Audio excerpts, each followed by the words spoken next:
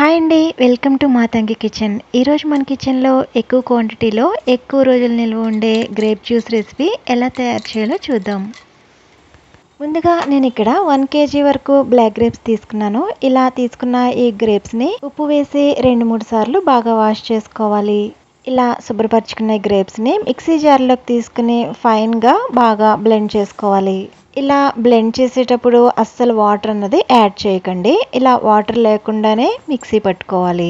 చూస్తున్నారు కదా, ఇలా బాగా మిక్సీ చేసుకున్న ఈ జ్యూస్ని వడగట్టుకోవాలి. ఇలా స్టైనర్ సాయంతో పల్పు సీడ్స్ ఇవేమీ పడకుండా చక్కగా వడగట్టుకోవాలి.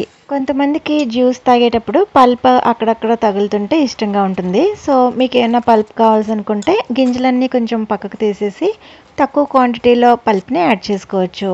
చూస్తున్నారు కదా, ఇదే విధంగా గ్రేప్స్ అన్నిటిని కూడా మిక్సీ పట్టుకుని చక్కగా వడగట్టుకోవాలి. ఇలా వడగట్టుకున్న జ్యూస్ని ఇప్పుడు కొలుచుకోవాలి. దీనికోసం ఒక గ్లాస్ కానీ ఒక కప్పు కానీ తీసుకుని ఎన్ని గ్లాసులు వచ్చింది అన్నది మెజర్మెంట్ చేసుకోవాలి.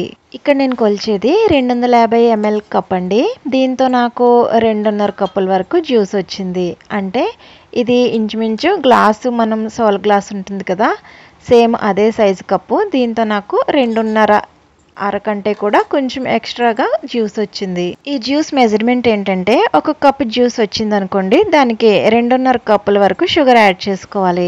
నాకు ఇక్కడ 2.5 కప్పుల జ్యూస్ వచ్చింది కాబట్టి 6.5 కప్పుల వరకు షుగర్ యాడ్ చేయాలి. అయితే నేను అరకప్పు తగ్గించి 6 కప్పుల వరకు షుగర్ యాడ్ చేస్తున్నాను.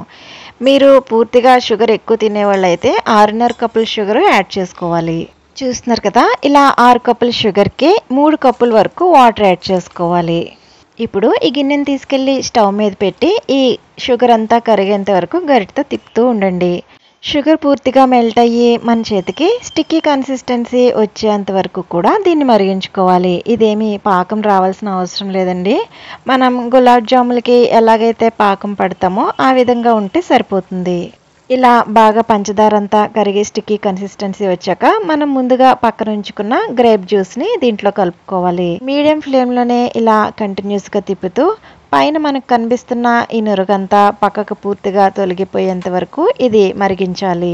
చూస్తున్నారు కదా, ఇలా నురగ అంచుల వైపుకి సెపరేట్ అవుతున్నప్పుడు ఇంకా స్టవ్ ఆఫ్ చేసి దీన్ని పక్కకు దించుకోవాలి. ఇలా పక్కకు దించుకున్న ఈ జ్యూస్ 50% చల్లారిన తర్వాత 4 నిమ్మకాయల నుంచి తీసిన జ్యూస్ని దీంట్లో యాడ్ చేసుకోవాలి. ఇలా కొంచెం వేడిగా ఉన్నప్పుడే ఈ నిమ్మ జ్యూస్ యాడ్ చేసుకోండి.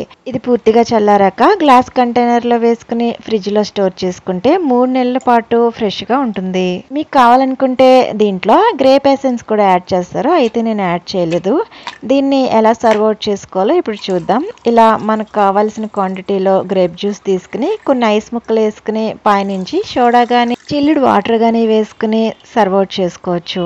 మీకు ఈ వీడియో ఎలా అనిపించిందో కామెంట్ చేయండి. లైక్ చేయడం మర్చిపోవద్దు. సబ్స్క్రైబ్ చేసుకోండి. మరో మంచి రెసిపీతో మళ్ళీ కలుద్దాం.